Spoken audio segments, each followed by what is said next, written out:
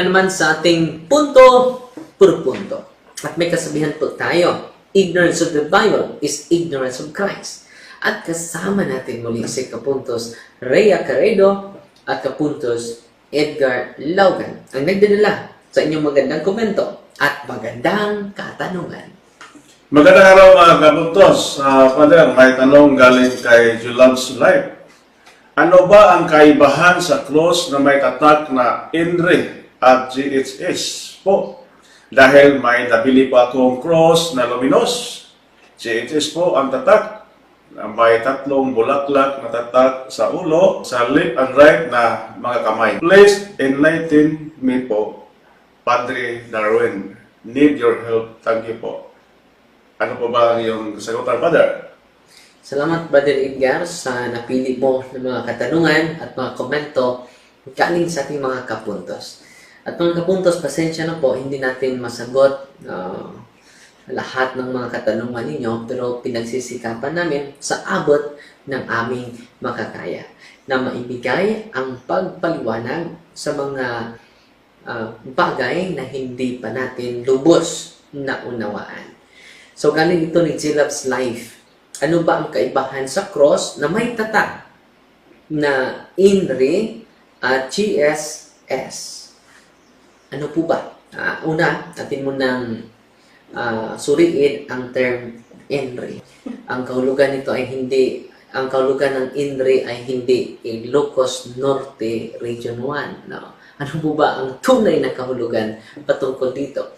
Atin niyang malalaman kung ating babasahin ang account ni Apostol Juan. Kapuntos na Rhea. Ito po ang nakasulat dito sa Juan chapter 19 verse 19. Isinulat ni Pilato ang ganitong mga salita at ipinalagay sa krus. Si Jesus na taga Nazaret ang hari ng mga Hudyo. Nasusulat ito sa mga wikang Hebro, Latin at Grego.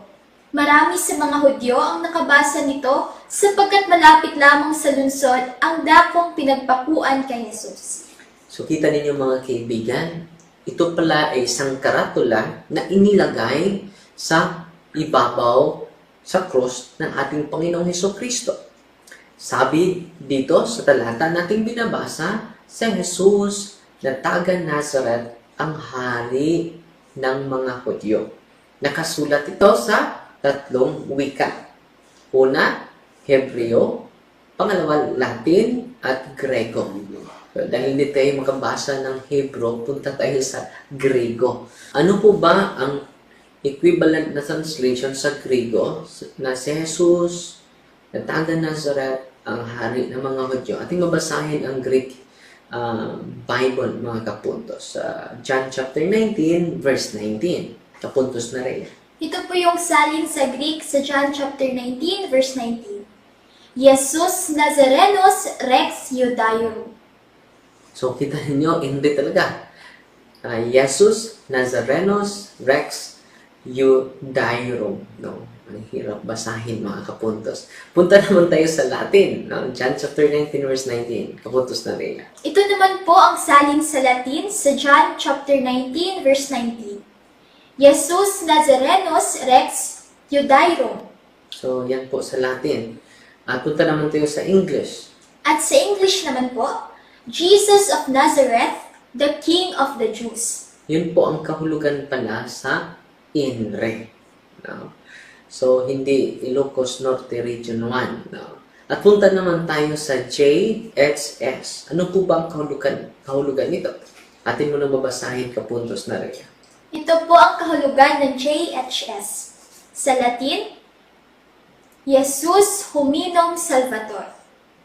Sa English, Which means in English, Jesus, Savior of mankind.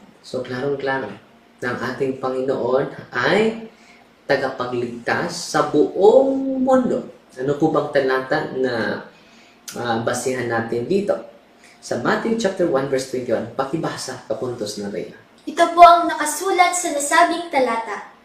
She will have a son, and you will name him Jesus, because he will save his people from their sins. So yun po ang kahulugan sa INRI at JSS.